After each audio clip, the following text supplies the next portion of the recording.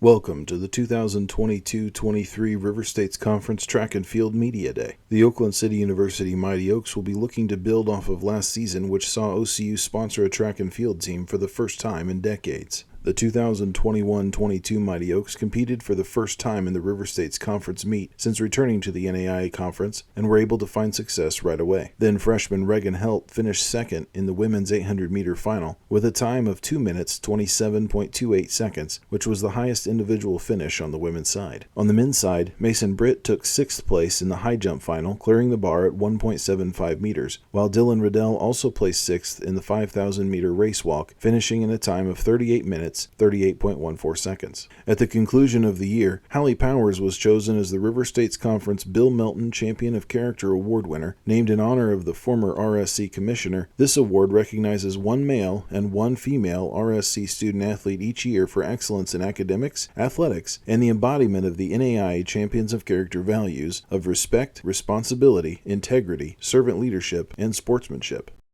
We are joined today by Anaya Johnson, freshman from Fort Polk, Louisiana, and Javier Hampton, a sophomore from Keller, Texas. Anaya, what are you looking forward to most as the season begins? Well, since it's my first year in college, I'm looking forward to most is running with people that are older than me and have more experience and that are just genuinely better than me. And I want to see how that plays out in my future track career. What I'm looking forward to most is to have a successful run throughout the whole season. Get some first place wins. Just make memories with teammates. How do you both feel preseason has gone so far? Preseason for me personally, it's been real challenging. Like having to transition from my previous college, the workouts are most definitely harder. But it's also been fun knowing that I'm being pushed by teammates that are better than me, and I'm looking forward to seeing what results I will get throughout the season. Preseason has been really, really tough. Coming compared to high school to now, completely different. Days where we just couldn't get along. It was just tough, coming here from everywhere around the United States and coming together. All in all, it still has made us stronger. I believe that compared to now, we are a lot closer than what we were. We get along better, we practice together better, and we just like to make every day a fun practice. I'm just looking forward to running with my team in the future. What are your expectations for the season? Looking to place high in the conference and hopefully qualify for nationals for both NAIA and Christian nationals. Individually, I want to potentially qualify in 200 and 400.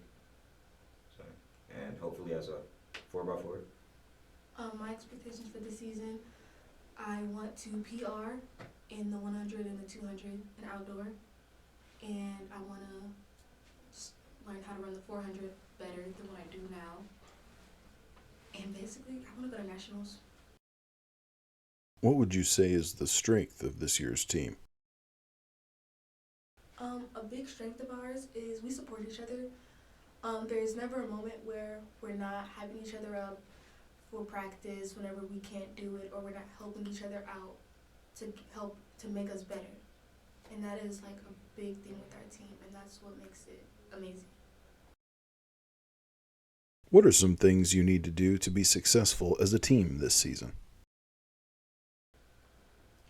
In order for us to be a successful team this year, we just have to stay focused throughout track meets, practice, stay disciplined, nutrition-wise, class-wise, because in order to compete, you gotta be successful off the track too. So, What is it about the River States Conference that makes it so tough? I believe it is not knowing what you're getting into. You're running against all these other schools, not knowing what they run, not knowing how they practice, and just having see like low expectations of how you're gonna perform.